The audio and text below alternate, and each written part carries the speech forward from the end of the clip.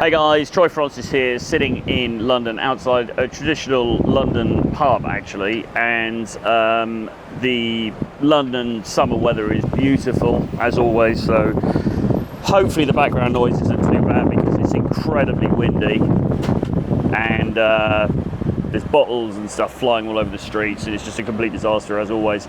But you know, this is what happens when you live in the UK. It's a bit of a shit show, but I still love it. Greatest city in the world. Anyway, with that being said, what I wanted to touch on briefly in this video is how hard on yourself should you be, okay? No jokes about hard on, please. We shouldn't be so immature in these videos. There is a brand of influencer that is very popular at the moment, and I suppose it started out with people like Tate, and now you have somebody like Wes Watson, who actually I like very much. I think Wes Watson is great. I think he has a great message. There have been other people. David Goggins is somewhat like this. There's the guy that wrote the book Relentless and Winning. These dudes who are just extremely macho. Who's the other guy? There's the other guy as well, Jocko Willink, right? You know, he gets up at 4 a.m. every morning, and I think, you know, Wes Watson then beats him to the punch by getting up at, 2:45 a.m. Wes Watson supposedly gets up every day. And the message is grind, the message is work, the message is relentless activity, it's don't be a pussy, it's get the fuck on with it, fuck your feelings, go out there and do it, okay? And as I said, broadly speaking, that is a message that I fully agree with, and I do like a lot of those content creators because they can be very motivational. You know, you can listen to a Wes Watson little rant and you can think, damn, yeah, I need to get out there, I need to kill it, I need to go out there and make some moves and make things happen, and that's great. But at the same time, if you listen to a softer content creator like Matthew Hussey, and I was just listening to a little bit of his audiobook on the way here, there is also a place, I think, for not being too hard on ourselves as well sometimes, okay? And the reason for that is that, look, with the best will in the world, we are not automatons, okay? We are not machines. We are not these, like, AI-powered robots who can just do anything and never feel any emotion and not give a fuck and just act consistently regardless of what happens, right? Because life is a many splendid thing, but it's also a very shitty thing as well sometimes, and bad stuff happens. You know, we get ill, other people get ill, we suffer disappointments, we suffer pain, we suffer anxiety. There's a lot of different things that happen in life that are not good.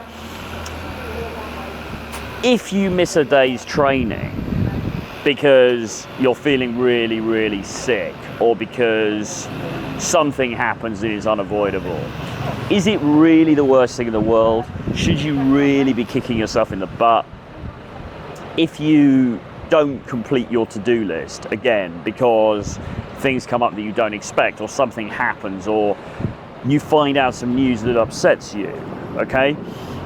Again, should you be giving yourself a kicking, or should you be saying, well, you know what, in the end, life is life? Now, I think a very good piece of advice that I heard in regards to this comes from James Clear's book Atomic Habits, which is, if you make a mistake, just try not to make that mistake a second time.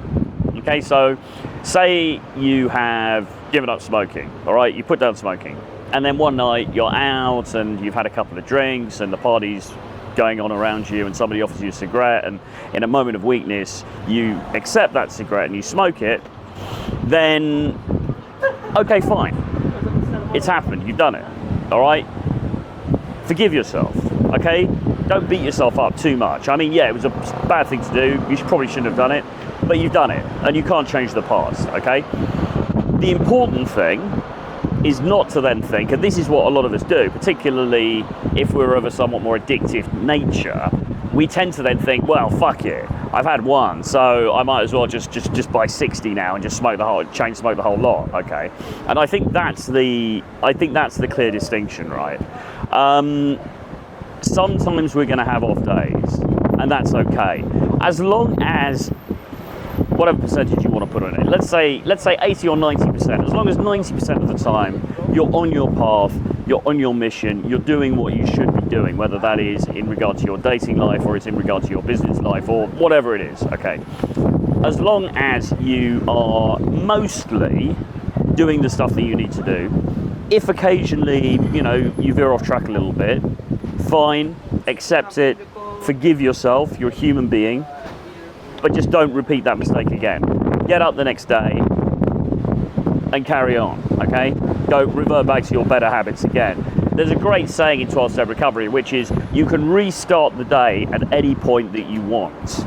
So for example, if your ambition is to get up at 6 a.m. every morning and do a workout, and one morning you sleep in and it's 8 a.m. and you get up and you're like, oh shit, I messed up, whatever. Okay, fine, you messed up. But now you can restart the day. So okay, I messed up, fine, I'm human, it happens, what can you do? I'm gonna go for the workout now, and then I'm gonna do the work that I need to do after that. And maybe I'm gonna have to work a little bit later tonight, but it's okay.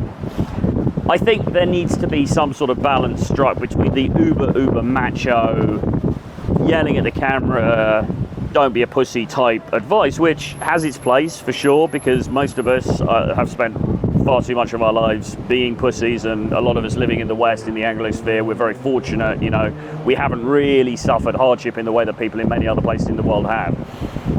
At the same time, I think it's toxic, and I don't think it's particularly healthy to be condemning ourselves continually for perceived failures, because that leads to burnout, it leads to depression, it leads to anxiety, and it leads to just feeling like a failure and negativity. And feeling like a failure and feeling negative is not going to help you in the longer term achieving the goals that you want to achieve. Okay, so that's my 2 pennies worth. Don't know what you guys think. Let me know in the comments below. Remember to subscribe to the channel if you haven't already. And, well, I told you already, subscribe to the damn channel. And I'll speak to you again very soon. Bye-bye.